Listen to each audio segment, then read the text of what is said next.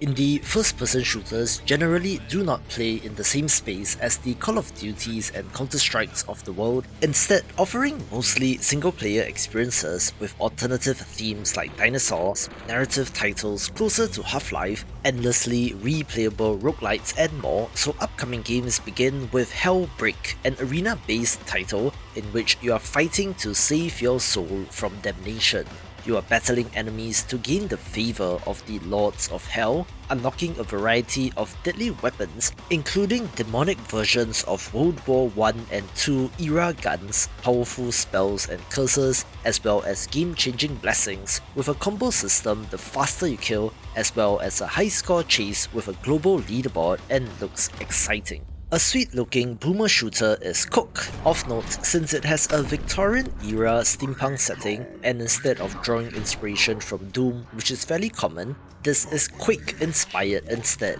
The great old ones have returned and have sapped the sanity from the people in town, but luckily for you, your character was a madman to begin with and had nothing to lose, now taking up arms against cult members and Lovecraftian horrors. Interestingly, weapons have dual users, like the classic rocket jump, firing wooden stakes into a wall to create makeshift platforms, and a flamethrower alt-fire, thrusting you, enemies or objects backwards, having a sick look as well. This video is brought to you by MULLET MADJACK Cross ULTRAKILL Boss Rush Update, a free content drop for a fast-paced first-person shooter set in a world where humans and the internet have merged, and you need a dopamine hit every 10 seconds or you will die. Our hero is on a mission to rescue the world's most famous influencer from a dangerous criminal organization of powerful robot billionaires, shooting and hacking his way through an intense fast-paced action with roguelite-style choice of upgrades after every level, resulting in some overpowered builds. The boss rush mode challenges you to defeat a series of bosses in the shortest amount of time to see where you stand in the global leaderboards, where this is one of the best games of 2024, so a crossover with the excellent ULTRAKILL is a stamp of approval, so if interested, buy the game with a 25% discount due to this update. A title out of my home country of Singapore is UNYIELDER, a fast-paced boss rush shooter that has an interesting concept. Set among the ruins of Erebus, the once capital of Antarctica in 1972, the city was a hotspot for apocalyptic events and has finally collapsed, where you are fighting your way through and need to take down powerful bosses. It self-describes as a rogue shooter, but what that means is that there are loot drops and weapons, as well as perks to upgrade your playstyle. But the kicker is this: there is a build-your-own final boss system in this game. You are scavenging parts from defeated enemies to customize the final boss, where I'm sure that there must be some sort of reward if you place more powerful parts on it, and you can even punch the giant robot, which makes this seem kind of cool.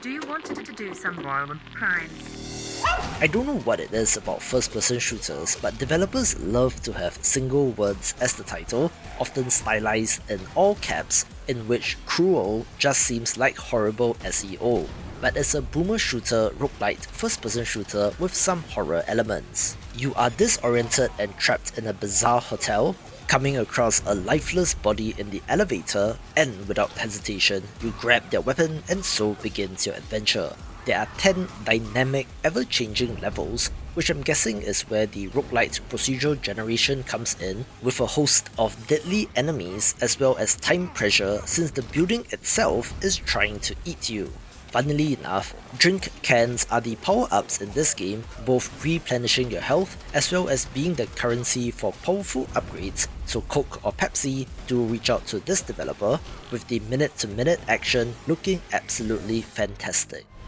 I knew someday I would return.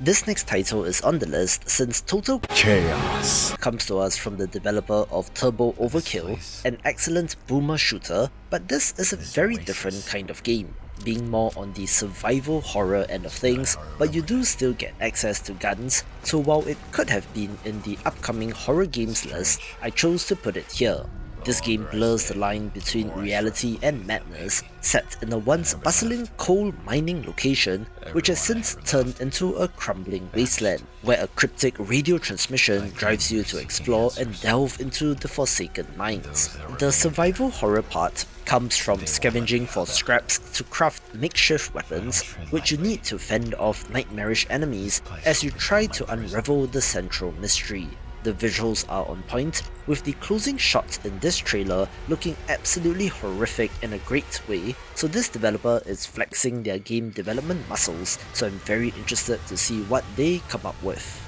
One of the most interesting indie first-person shooters in recent memory is INDUSTRIA from 2021, a narrative-focused title that definitely had Half-Life 2 vibes, and following their success, the developers are back with INDUSTRIA 2. This is a direct sequel set years after the events of the first game, where our protagonist Nora is trapped in a parallel dimension trying to get back home to 1989 East Berlin by building a machine. However, as she is about to complete it, a chain of events occurs that sees her pulled right back into the heart of an uncontrollable AI named Atlas, which she had a hand in creating. As compared to modern multiplayer shooters that throw you straight into the action, this is slower paced but does still have intense gunfights, allowing the narrative and atmosphere to breathe a little, having memorable characters and a central narrative to go through. Like Half-Life, physics interactions are key, along with crafting and an inventory system, where it's funny how things have changed over the past 7 years or so due to the popularity of games like Fortnite, which have made games like this no longer be in the mainstream. This thing's title is basically Wolfenstein in all but name, since Darkenstein 3D is set in 1940s Germany, in which you play as Hobo Guy, a fearless American drifter whose dog is stolen by the Nazis, and with nothing to lose, our hero enters their castle and goes on a rampage. Of course, in contrast to modern Wolfenstein, this game has those sweet throwback visuals, having classic weapons like shotguns, sniper rifles, RPGs, machine guns, Gatling guns and more, having the classic find a key to unlock the door to the next area kind of level design as well. Interestingly, you have a trusty rat companion, which you can launch at the faces of your enemies, being a valuable ally to keep them occupied while you fill them up with lead. The best part about this is that it will be completely free with a runtime of 5 to 6 hours spread across 12 levels, and if you want to get a taste of this right now, it has a free demo available on Steam as well.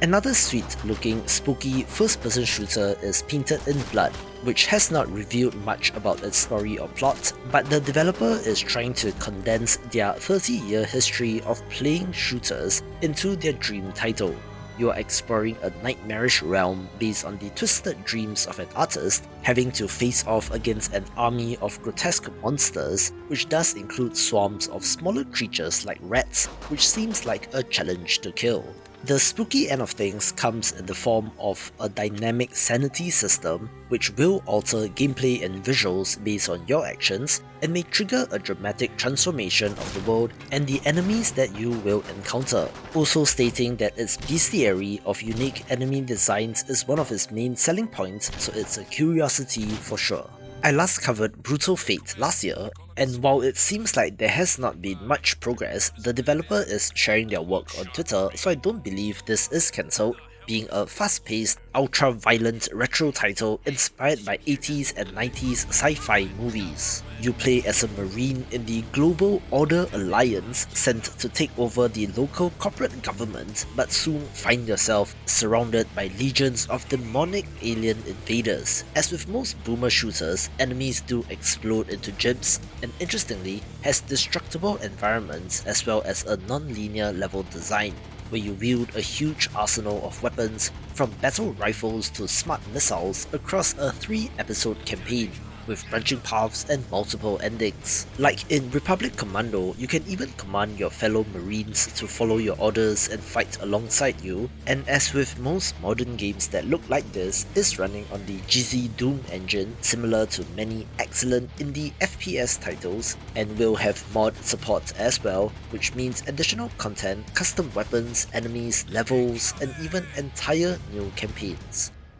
We did just get an announcement for a new Turok game, so maybe bigger developers are catching on that people want dinosaurs in their games, and another such title of interest is Ferocious. Shipwrecked on a deadly island in the Pacific Ocean, you must find your missing brother while navigating the treacherous landscape, realizing that the island is filled not only with dangerous mercenaries, but also prehistoric beasts of all shapes and sizes. In addition to guns and shooting, there will be stealth, strategy and survival elements as well, but you will also be able to study the wildlife and might be able to forge unlikely alliances in your quest for survival. While not exactly a pretty game, where actual gameplay seems to differ from their more cinematic shots, this still looks good and has a main campaign and story to go through. As such, it seems a little bit like Far Cry, but maybe without the open world icon sprawl that Ubisoft games are known for, but come on,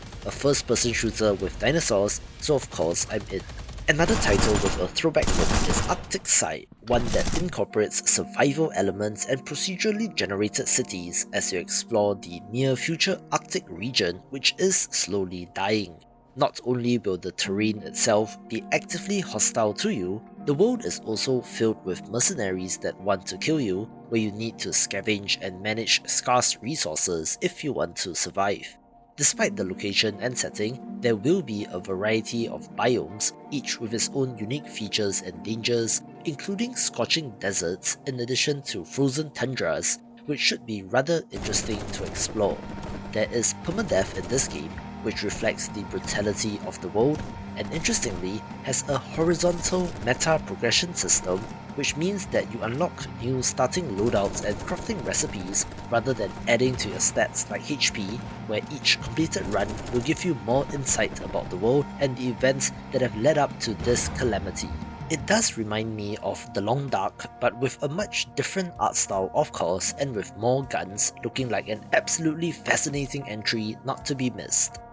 A more straightforward entry is EXOCIDE, a straight up boomer shooter with the throwback visuals, but interestingly, you play as a handler, a human plus AI robotic team that has access to 4 arms and of course 4 weapons as a result. Or you could opt for one giant weapon instead. The game takes place in a world where several years ago, nations deployed giant combat modified insects to aid in the Great War, but the insects eventually turned on the humans, using them for food to feed their growing population. Humanity has been decimated, and the remaining survivors have consolidated into a single fortified colony to fight extinction. A handler was originally tasked with raising and fighting alongside these giant insects, but must now take up arms against them with an array of fun-looking weapons and blisteringly fast action. This might have some Doom Eternal inspiration, since you are encouraged to mix and match ammo and weapons for bonuses and rewards, also having gory melee combat, having to be acutely aware of your power reserves and to balance mobility and firepower. This is not the first game to have this multiple weapon thing, where Vampire Hunters comes to mind, but this is not a roguelite and is planned to have 9 chapters, so it's a more classically designed title that has potential. I have some news with regards to the roguelite first-person shooter with co-op Abyssus, since their alpha playtest is live right now and you can request access via their Steam page. You play as brine hunters, diving into the deepest parts of the sea in search for brine, a rare and powerful substance that powers the world. But of course, we'll have to fend off corrupted inhabitants of a sunken kingdom in order to be successful. Cooperation is key to survival, as teams of up to 4 players work together to take down powerful enemies, having to carefully choose complementary loadouts, skills, suits and weapon mods so that you can cover the weak points of other players. There will be 8 weapons and over 45 weapon mods, along with skills to learn and upgrades for your suit, not to mention blessings from ancient gods to power you up even more, which will be necessary as you take on the procedurally generated levels. I do have to commend them on the visuals since this game looks awesome, although they are abusing the word brine punk, where adding punk to any term doesn't really sit right with me, but still, for a sunken underwater kingdom Atlantis adjacent kind of setting, this looks cool, so check it out. The epitome of don't judge a book by its cover is Monke Simulator, a game that looks rather, let's say, primitive, but is a hyper-fast, speed-running first-person parkour shooter where you are grabbing weapons while still keeping a hand free so that you can grab onto branches and vines as you attempt to get to the end of the level. The developers make it a point to say that gameplay is not sped up in this trailer, so it is pretty fast, so you need to process the visual information that the game throws at you in a rapid fashion. There are global leaderboards so you can compete with other players to see who is the alpha primate, along with black market serums and rare artifacts to unlock, which grants special abilities, allowing you to create a unique build which hopefully gives you an advantage. Also having a hub area named Ape Island to chill out in when you are not rushing through the levels and looks weird but well made. Another awesome looking dinosaur first person shooter is Instinction, where, side note, this trailer is from 2021 and is outdated according to the developers, with new models in the process of getting made, but their latest 7-minute extended gameplay trailer mainly shows the player character walking around, which isn't all that fun, so I've used their older one instead. This self-describes as an action-adventure title set in a lost Mesoamerican land which was cut off from the world by something known as the Rift, which presumably led to dinosaurs and prehistoric creatures still being a thing in this land. The primary mode has you exploring the world, trying to keep your blood oath to an ancient civilization, going around collecting dinosaur bones as well as solving puzzles and exploring temples, which is in addition to combat elements. Interestingly, you will be able to tame and even play as some of these creatures on land, in the air, and even underwater, but does talk about experience points to upgrade your abilities as well as unlocks of telekinesis, illusions, time dilation, and more. And while the new gameplay footage isn't as pretty as this concept trailer, it does still look rather impressive, where this has been in development for a long time, but the developers are still actively working on it, so we just have to wait. This next title made waves when it was first shown off, primarily because Unrecord is running on Unreal Engine 5 and shows what it is capable of, being a single-player first-person shooter about a tactical police officer, but of course told through the perspective of his body camera, having a photorealism to the footage which has caused some people to mistake it as actual body cam footage. This is a narrative-driven title and tells the story of this particular police officer as he deals with various dangerous scenarios, investigating criminal cases and confronting criminals on sight. Interestingly, there are dialogue choices to make even while in combat, such as attempting to convince a criminal to surrender or to call dispatch for backup. They have likened the story to a detective novel or thriller, so it is not just first-person shooting action all the time, but of course the visuals are the main draw. However, this might have been beaten to the punch since there is a multiplayer body cam first-person shooter named Body Cam, which released on Steam in June 2024 and has sold a bunch of copies, but appears to be chasing Call of Duty since they did introduce a zombies mode, so Unrecord is something different, and let's see if they will manage to pull it off. Where the fuck is Oscar? The trailer for Deep State did get pulled off the Steam page, which I suspect has to do with their updated character model, so don't worry, this game is not abandoned, and in fact, seems likely to be a 2025 release. This is a stealth action shooter with a throwback look, obviously inspired by the likes of GoldenEye, but also Deus Ex and Resident Evil, in which you play as Rex Cutter, a former CIA operative who finds himself in a deadly confrontation with a shadowy organization. Your mission is to uncover the truth behind a secret black project and its connection to your former partner who seems to have returned from the dead. For the most part, you are sneaking around and using silenced pistols to take out the guards so that you can enter facilities, but will also gain access to sniper rifles, SMGs, and even an AK-47, so I guess the option for going loud is there, having additional immersive sim skills like hacking and lockpicking to add to your arsenal. Despite the look and campy vibes, there is a cosmic horror twist to this game, so it's more than meets the eye, but I respect that they have committed to the look, even if the new character model is less chunky than the old one.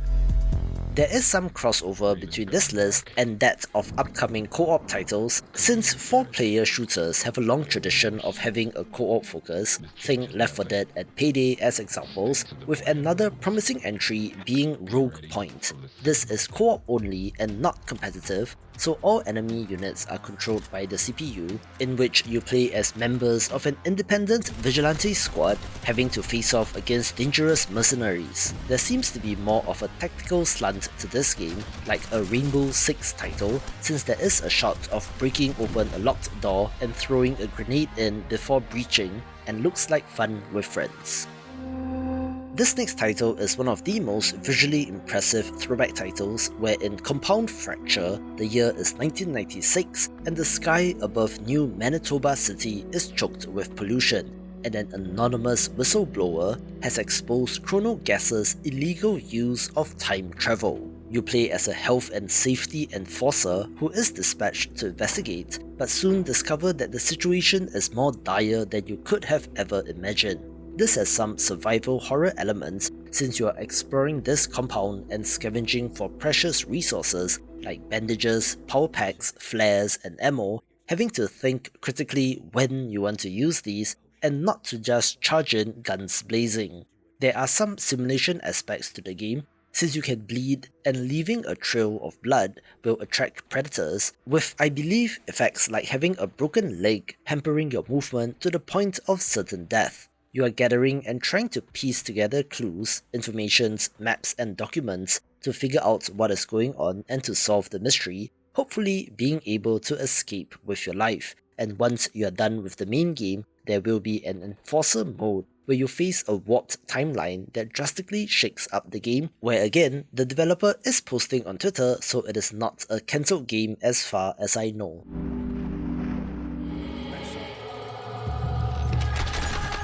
I mentioned at the start that indie games generally don't try to play in the competitive PvP multiplayer shooter space, since they are going up against the biggest companies in gaming, but yet the developer of Out of Action is not afraid, and based on the reception during playtests, there is definitely an audience here. This is a PvP focused shooter with multiple modes set in a cool but brutal cyberpunk world, having a dark anime aesthetic which gives it an interesting look. One thing to note is the mobility options here, since you can slide around on the ground or even launch yourself through windows with an array of weapons ranging from pistols to rifles, katanas to throwing knives, and even your bare fists. There is supposed to be some sort of progression system, which I'm guessing has to do with unlocking weapons, attachments, augments and devices, which allows you to customize your loadout, and who knows, this game might just be able to make a dent in this space, which will be very impressive.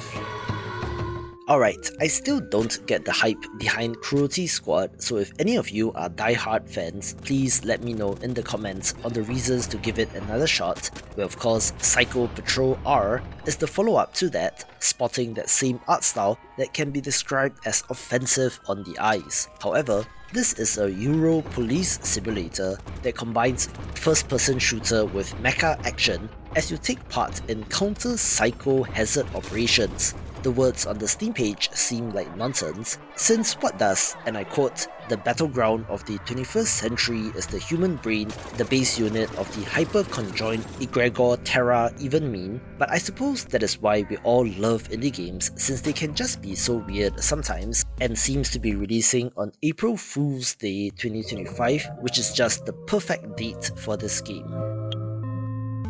Alright, this next title is technically independent, but it is not a small indie team, since while the original Splitgate might have been considered one, following the success of that game, they raised about $100 million in funding and scaled up to a 175-person team in order to make Splitgate 2, which has the potential to take a chunk of the market. At the time, the original game was described as Halo meets Portal, where they somehow managed to nail the game feel of Halo, which I'm guessing has to do with playing a lot of it, with the thinking with Portal's part of Portal adding some clever things to wrap your head around in a shooter. For example, you could open up a portal behind your opponent and then on the wall next to you, being able to shoot through the portal to hit them in the back of the head. While you might think it's simple, for this to work in a multiplayer game is impressive, as with Doctor Strange in Marvel Rivals recently, but the gameplay implications are huge,